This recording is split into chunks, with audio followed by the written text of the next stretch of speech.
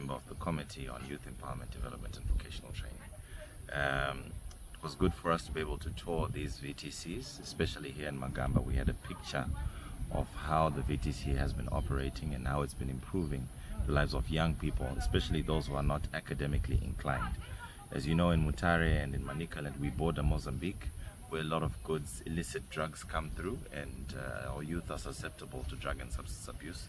One of the bigger places where we have these challenges are the border towns that include Mutare, Chipinge, Chimanimani, even Mutasa. And our ability to have these VTCs running and operating ensure that our youth will be occupied and not left to be idle, which then allows them to be abusers of drug and substance abuse. Manicaland, we've got 8 districts, but I want to highlight Makoni. Makoni has had a challenge where it's not had a VTC at all, and we want to appreciate the Minister of Youth Empowerment, Development and Vocational Training, because soon will be established the Eagles Vocational Training Centre, which is to have a main centre at Inyati Mine and a satellite at Chiwetu, Makoni West. So these are things that we're looking forward, considering the nature of the ground, that it's the biggest district potentially even in the country, and it's good for our youth in all areas to not be left behind, as the President always talks about Vision 2030 and ensuring that no one and no place is left behind.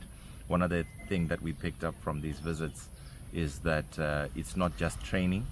After they're trained, the VTC itself ensures that the youth also have something to do. So through attachment, they've got good partnerships with private players. I think here they mentioned Holiday Inn with the catering systems, to say that, look, they've got a good working relationship. They're able to assess if what they're training the students is actually practical and valuable.